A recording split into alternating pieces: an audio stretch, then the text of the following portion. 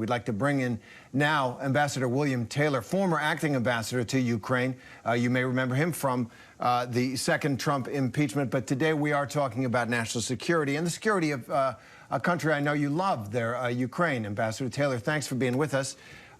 Let me just first ask, how do you read what happened today between the presidents from what you can glean from the briefing we just heard and from the statements that both sides have put out?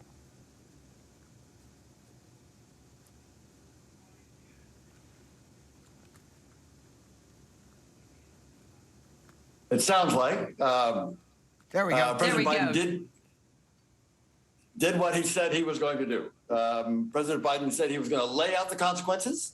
He said he was going to describe in some detail the economic sanctions that he had in mind.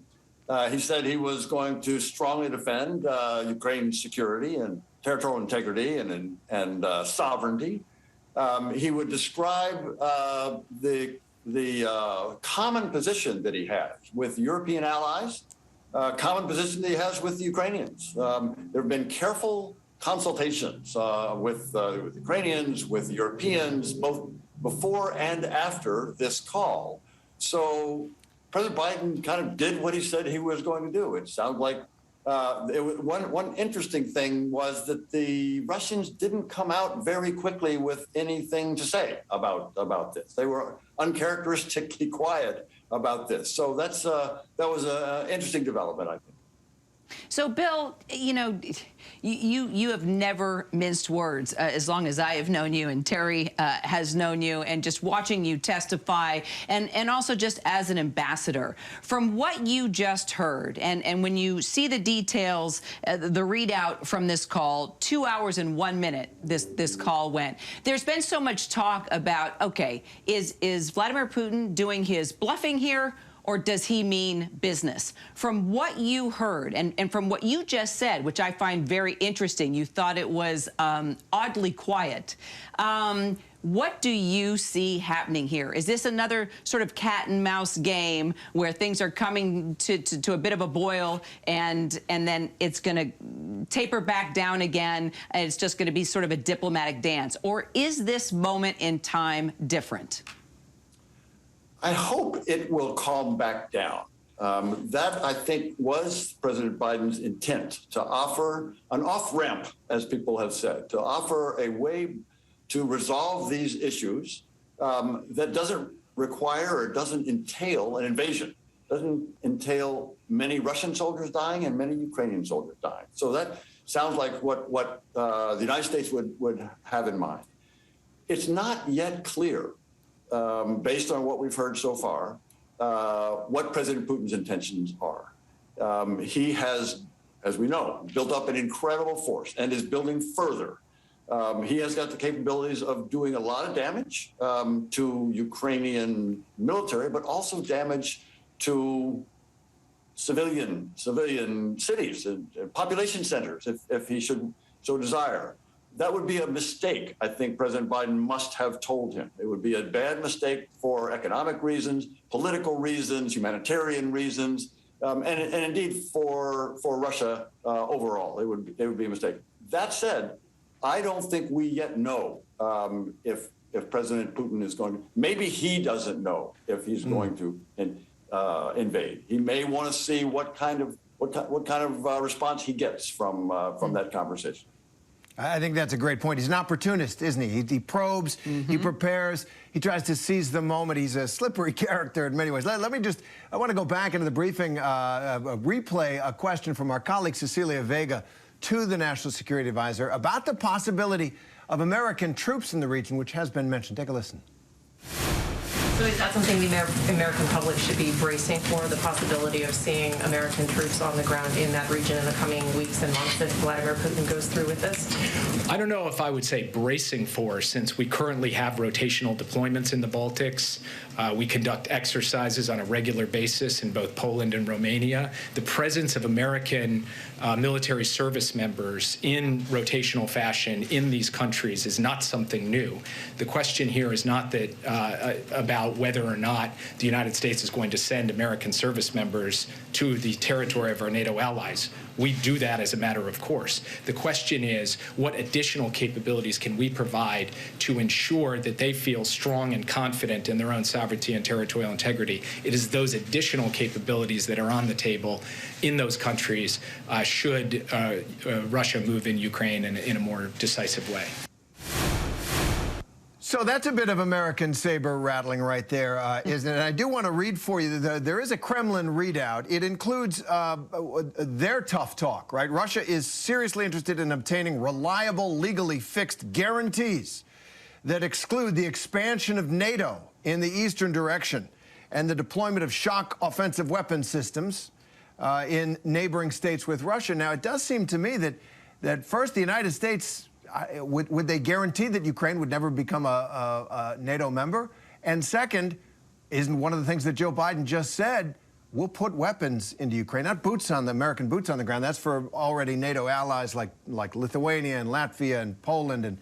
But he would send, he says, weapons to Ukraine. I mean, it does seem like, I'm not sure how low the tensions have been brought by this meeting, but maybe you have a different read. I don't. So two things going on. One is there's been a flow of weapons and other equipment, as we know, to Ukraine from the United States that has helped it defend itself already. That flow is continuing. If anything, that flow is increasing. That flow of security assistance, by the way, includes some U.S. forces that are helping to train Ukrainian forces. And I will say Ukrainian forces are helping to instruct and train U.S. forces because they've been fighting Russians for years. And so they've got experience that is valuable to the U.S. military. So that's ongoing. That's been going. I visited the training centers in the western part of Ukraine, and that is a pride. That's a point of pride for both Ukrainians and Americans. So that's one thing. But what they are now talking about, what Jake Sullivan was just talking about, is if the Russians do invade, then NATO allies will be concerned. Because there will be tanks coming in their direction across Ukraine, into Ukraine. Therefore, the Poles and the Bulgarians, the Romanians, the Baltics will be increasingly concerned about their security. They will ask, Jake Sullivan suggested, for additional support, additional reinforcements of U.S. forces to them, to deter, to defend themselves. And he said, Jake said that they're likely to get a positive response. You know, Bill, I would love to take credit for this question, but I have to give it to our colleague there in the White House briefing room, Kristen Welker, and she was very point blank with Jake Sullivan. She said, do you think Biden was weak with Vladimir Putin on this call? What do you think? And if indeed you think the president wasn't strong enough with the Russian president, how would you have advised Biden? What would you have said differently to Vladimir Putin? You know, I thought and do think that what our position needs to be is how do we deter that invasion? And I would have indicated very strong economic sanctions, which Jake didn't want to go into the specifics, but there are some very strong sanctions. The SWIFT sanctions, that is cutting Russians off from the financial system of the world, is one, but also the focus on President Putin's closest circle, sanctions on their travel, on their assets. This gets their attention. So I would, and maybe he did, maybe President Biden went through exactly that kind of detail of what could happen. And there is I assume that he also laid out for President Putin the strong position of NATO, strong position of the European allies in support of Ukraine and its sovereignty and territorial integrity. So it's not clear to me that I think it sounded like to me that the president did pretty well. If I can kind of turn our perspective a little bit and try to look at the situation from the Russian side, okay? We talk about that with the territorial integrity of Ukraine must be guaranteed, but it's already been kind of torn apart, right? I was in Crimea in 2014 and Donbass as well. He took that peninsula, he basically integrated it into the Russian state. It's not recognized, but it's a hard fact to change. And Donbass is a region where a lot of Russian-speaking people live, and their loyalties and their sentiments are drawn more towards Moscow, it seems to me, than the United States or even Western Europe.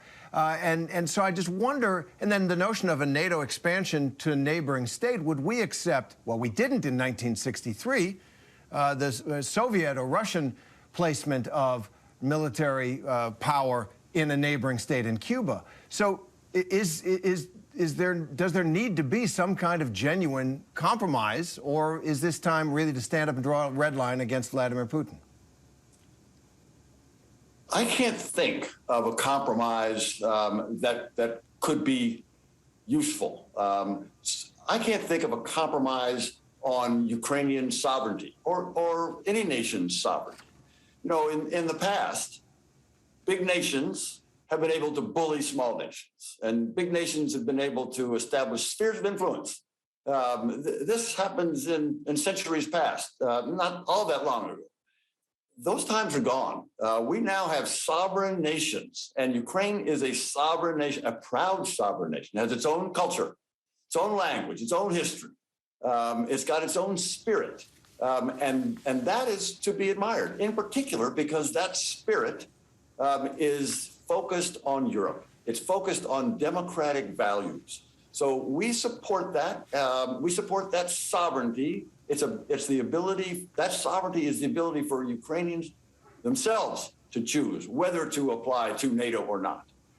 It's then up to the NATO alliance to decide whether to accept. But the NATO alliance has given some indication that someday Ukraine and Georgia will be members. But that's a sovereign decision for sovereign countries. Ukraine in the first instance, the NATO alliance of sovereign countries in the second. So I can't think of compromises except for the offer of conversation, of dialogue, of talks. If President Putin is really concerned about an invasion from Ukraine or an invasion from the Baltic states, NATO invasion seems ludicrous. It is ludicrous. But if that's a real concern of President Putin, then the proposal, the offer to sit down and have that conversation with Americans and Russians and Ukrainians and other Europeans, because they're all involved, they all have at stake, they all are sovereign. That's a fair way forward. I don't know if it's a compromise or not, but it's certainly a way forward to be able to resolve this without an invasion that kills hundreds of thousands of people on both sides. In the face of a possible invasion by Russia, and knowing, and we've talked about this now for days, the last thing Putin wants is for Ukraine to become a NATO member. So should and could Ukraine be added to NATO? And also, as we know, President Biden and Ukraine's President Zelensky will be having a phone call. That will be the next move. What do you foresee the conversation like there between those two? You know Zelensky. I do. And President Zelensky, in particular, when I was there in 2019, he was elected in 2019. He ran on a position of ending the war. He ran on a position of having conversations with President Putin about how to end the war on Ukrainian terms. Ukrainian sovereignty is maintained. And he tried. And he didn't get it very far. President Putin was not willing to make any progress with President Zelensky. So over the past year, President Zelensky has moved more and more clearly toward the United States. Indeed, what Jake Sullivan just mentioned is President Zelensky has asked President Biden on 2 occasions to join those negotiations, because President Zelensky is not getting anywhere with President Putin in those negotiations. The French and the Germans have not been able to push the Normandy format along to any. They're not even able to establish a ceasefire. One of the basic elements, the first elements of the Minsk agreement is a ceasefire. They've not been able to get there. There are still Ukrainian soldiers dying every week. 14,000 Ukrainians have died in that war. 14,000. since 2014. So President Zelensky has now concluded that it's not productive to have this conversation just with President Putin, and he would like to have and has asked President Biden to join him in that conversation, and join, of course, with the Germans and the French. I mean, they've been with it all along. They should continue, but the addition of the United States into those negotiations, as Jake Sullivan just indicated, is likely. Would be a step forward toward the solution to this. It's going to be a conversation with the Russians, Americans, Ukrainians, and Europeans, and that's what was proposed as the way forward. And finally, let's talk about Vladimir Putin for one more minute. You mentioned he is a difficult man to figure, deliberately so. He wants to be opaque and mysterious to figure out. Badger with the bayonets. Yeah, exactly. He's a dangerous kind of character, and that's the way he was trained in the KGB, and that's the way he's governed. And he's governed for 20 years and more. The supreme leader power in Russia, even when he wasn't president. Very popular in those early years. Less so now. A rougher time for Russians in the second round of Putin's leadership. Do you see him as a weaker leader? And does that make him easier or harder to deal with? I think President Putin sees that time is not on his side. It's not on his side in several respects. You're exactly right. He's not worried about having to leave office anytime soon. He's probably good until 2036. 2036. So that's not the worry. But the worry is, he's 69 years old. The further worry, the real worry, though, that makes him conclude, I think, that time's not on his side, is the observation that Ukraine is very clearly, resolutely even, moving away from Russia, moving toward Europe, moving toward values that are very different from Russian values. And that's happening inexorably. That's happening daily, weekly, monthly. So time is not on President Putin's side for him to get back Ukraine, which clearly he does. He does have, apparently, I mean, he's told us himself, he's written long documents that describe his view of Ukraine. And it's not a pretty view of Ukraine. It's a view of Ukraine that's not sovereign. It's a view of Ukraine that he doesn't consider Ukraine a country. It's really just part of Russia. It's part of the Russian world. And so for him to see that Ukraine is moving inexorably toward Europe is fundamentally challenging for him. So time's not on his side. That makes him threaten these kinds of invasions. A dangerous man indeed. Bill Taylor, thank you for your expertise. Former U.S. Ambassador to Ukraine, thank you for your expertise, your guidance, and your time today. Always a pleasure, Bill. Thank you very much. Good to talk to you both. Hi, everyone. George Stephanopoulos here. Thanks for checking out the ABC News YouTube channel. If you'd like to get more videos, show highlights, and watch live event coverage, click on the right over here to subscribe to our channel. And don't forget to download the ABC News app for breaking news alerts. Thanks for watching.